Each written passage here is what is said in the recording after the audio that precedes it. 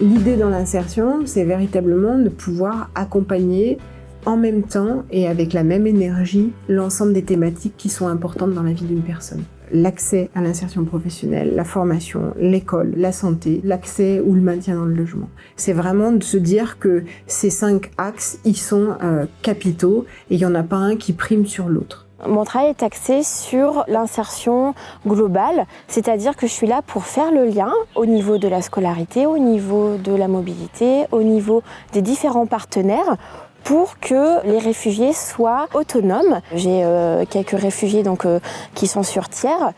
Nous, on a pris le relais au bout de 6 mois quand ces clercs n'accompagnaient plus. Par exemple, trouver un médecin référent et puis faire connaître un café associatif, ce qui leur permet de rencontrer d'autres personnes. Sur Thiers, avec l'épicerie solidaire, ça a marché tout de suite. C'est très important qu'ils puissent faire leurs courses à moindre coût. Ils nous ont demandé, poser des questions, des papiers, les téléphones, les abonnements. Ça reste un petit commerce de proximité et ça permet à des personnes de pouvoir être en contact direct avec leur ville d'accueil, on va dire. Pour nous, il y a beaucoup de nouveaux produits, parce que nous sommes érythréens et en Érythrée, il n'y a pas tout comme ça. Parfois, nous achetons pour essayer.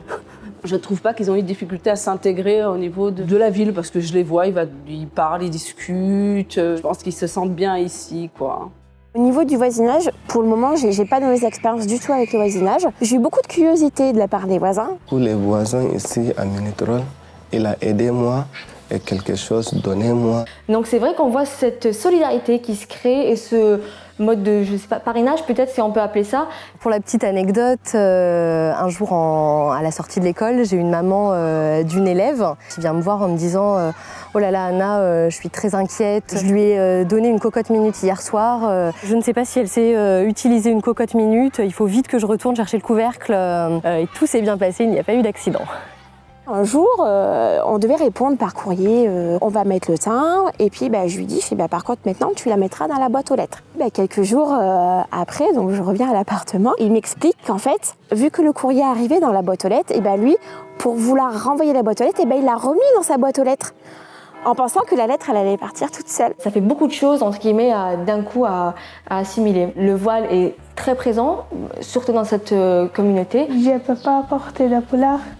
Parce qu'interdit à l'école, à tous pareil. Et après, j'ai fini à l'école, j'arrive à la maison et j'ai pas foulard.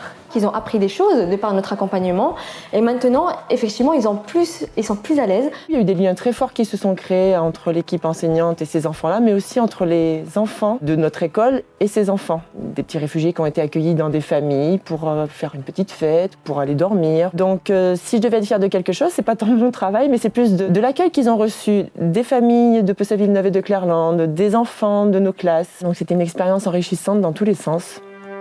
On vit notre expérience d'accompagnant en insertion comme une sorte de laboratoire d'expérience.